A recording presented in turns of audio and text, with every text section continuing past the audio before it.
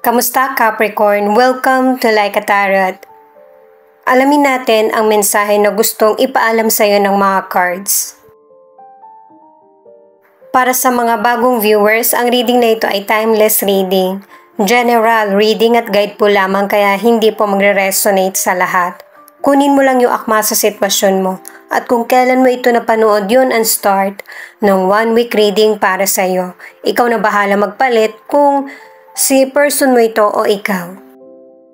Magbabanggit din ako ng zodiac kung ano yung ipapakita ng cards.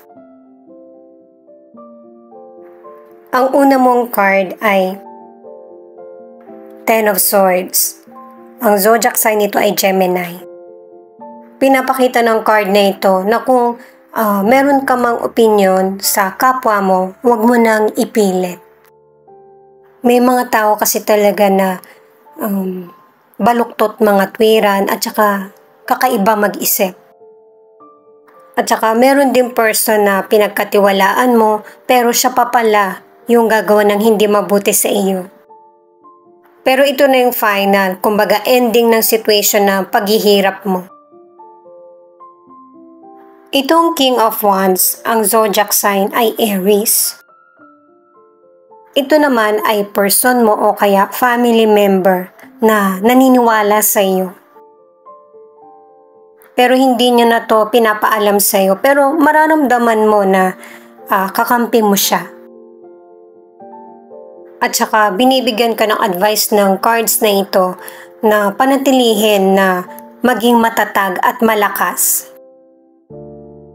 At saka kung buo yung tiwala mo sa sarili mo, hindi mo hahayaan na magpaapekto sa negatibong sinasabi ng iba. Sa career naman, ang ilan sa inyo, merong person na masakit siyang magsalita, pero yung mga payo niya sa iyo ay magagamit mo. Kumbaga kahit sa negosyo, may person na makakatulong sa iyo. Nakikita kasi ng person na ito sa career o negosyo na malaki ang potential mo. Alam niya yung nangyayari sa iyo at tinitingnan niya kung paano mo i-handle yung situation. Itong The Chariot ay Cancer. Ano to guys success. Hindi lang sa kung nasa Pilipinas ka o nasa ibang bansa, sakop na yan. Yung career mo, negosyo, yan yung pinaka magandang mangyayari sa buhay mo. Ang ilan sa inyo makakapag-travel ka pa. Pwedeng sa bansa lang natin or sa ibang bansa. Pwedeng doon ka magtrabaho or manirahan.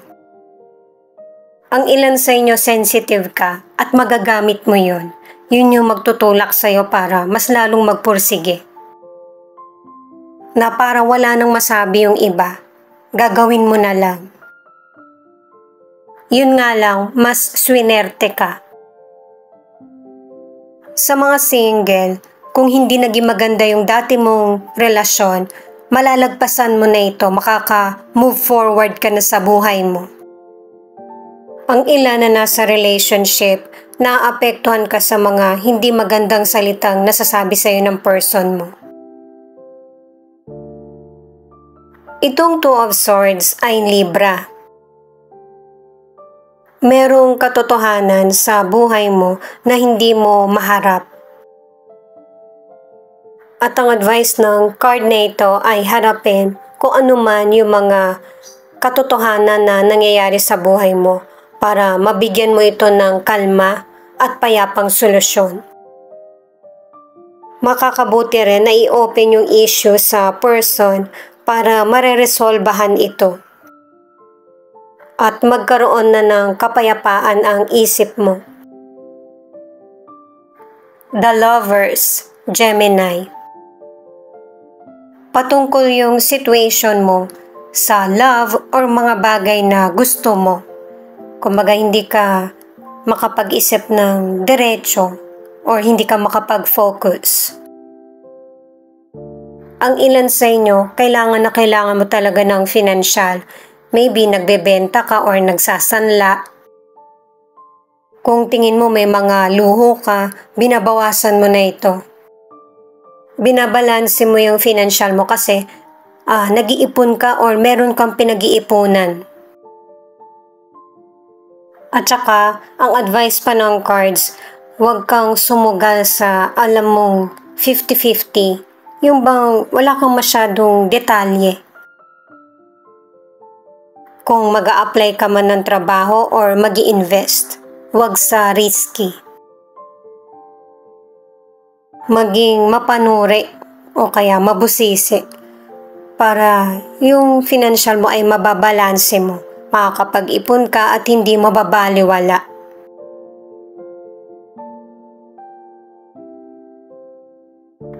Temperance, Sagittarius. Sa mga single, ang ilan sa inyo, nahihirapan kang pumili sa dalawang person na nagkakagusto sa iyo o higit pa.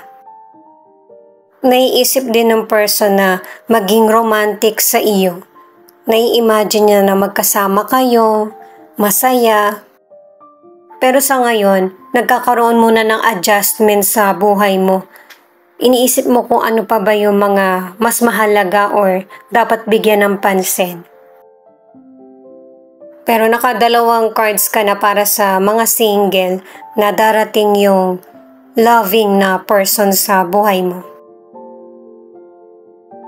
Sa mga nasa relationship naman, ang ilan sa inyo, nagkakaroon kayo ng temporary problem. Pero namimiss niyo yung isa't isa. Ano man yung problema na pinagdaraanan nyo, maayos pa rin kayo ng person mo. Dalawang cards na yung nagsasabi. Babalik na muli sa pagiging tahimik, payapa, yung relationship nyo. At saka magiging mas sweet sa isa't isa.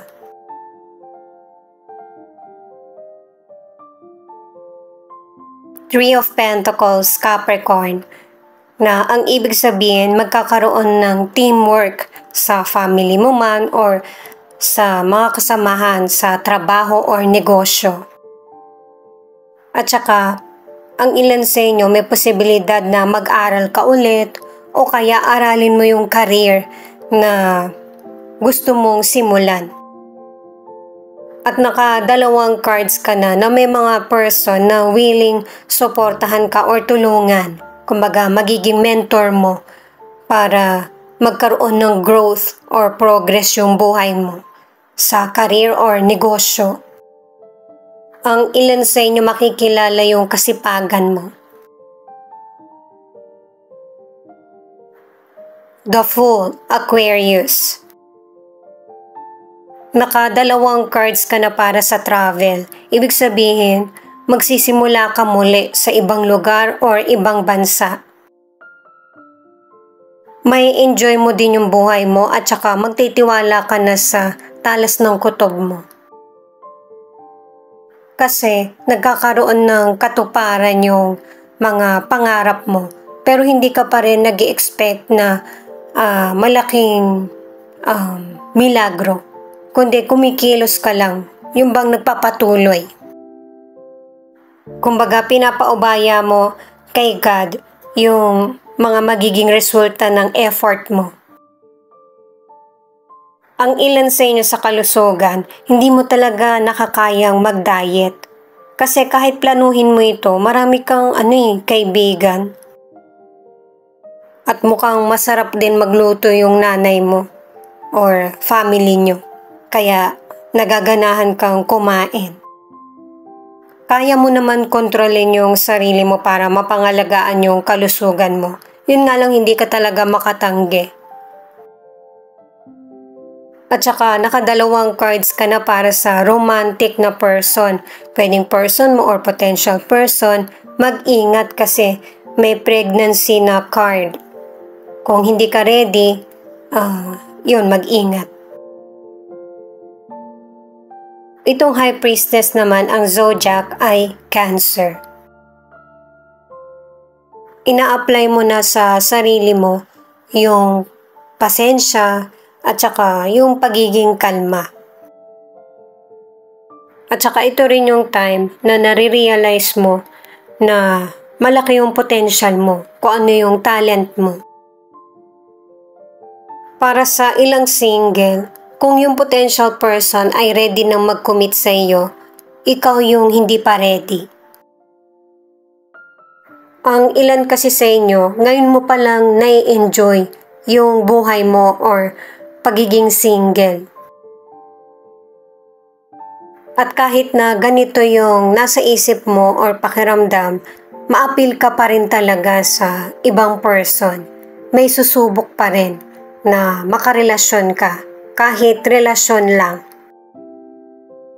Gusto kasi nung person na maging parte ng buhay mo.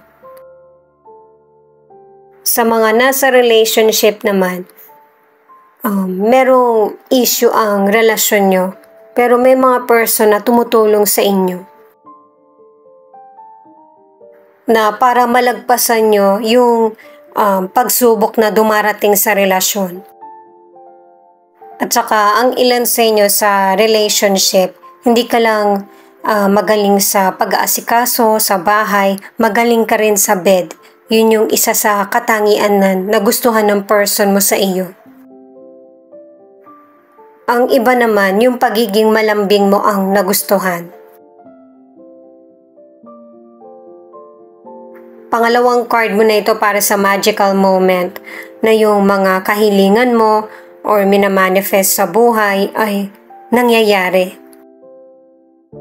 Yun kasi yung deserve mo at saka nakatadhana.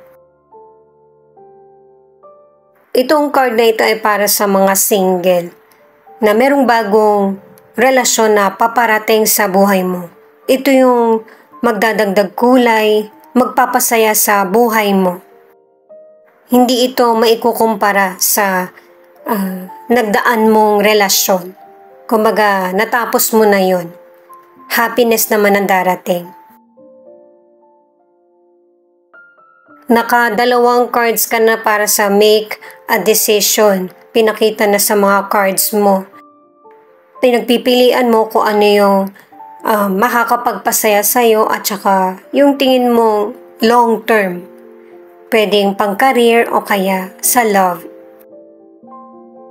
At pinapaalala sa'yo ng mga cards na sa bawat choices mo sa buhay, huwag mong kalimutan na magdasal para mas lalo kang mag-guide. At saka pinapakita rin sa cards na kung ano yung tinanim mo, yun yung bunga. Patungkol ito sa karir mo, sa negosyo, sa financial at saka sa love life. Meron ding person na nagtitiis. Hindi mo to panghabang buhay na gagawin kasi magkakaroon ka na ng sarili mong choices or decision. Thank you nga pala sa mga nag-like, share, comment, and subscribe. Ingat po kayo palagi saan man kayo naroon. 777, a sign that is intimately connected with new opportunities. Yung pa rin yung sinasabi ng cards. Blessing. 222, remember to embrace balance in your choices. Pang-apat na card mo na to na kailangan mong balansehin yung mga decision mo sa buhay.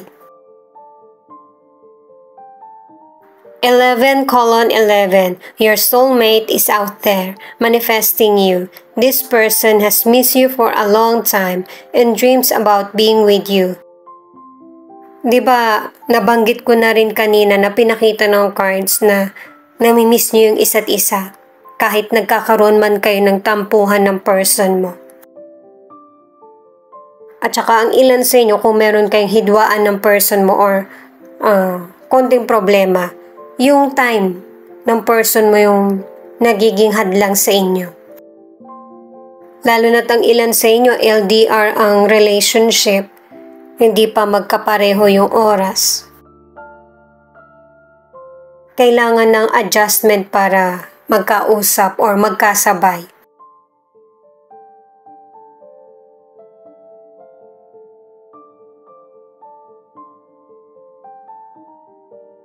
Two of Pentacles, Capricorn.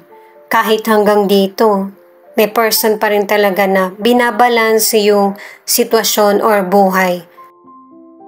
Pero kahit nahihirapan ka sa situation, happy ka naman sa mga decisions mo. May magandang resulta sa karir mo, sa negosyo at saka financial. At saka sinisikap mo rin na matugunan yung pangangailangan mo o kaya ng family. Two of Cups, Cancer. Pangalawang card mo na ito para sa soulmate card. At saka pinapakita rin na yung person mo ay sobrang in love sa iyo. Pareho niyong pinoprotektahan at inaalagaan ang isa't isa.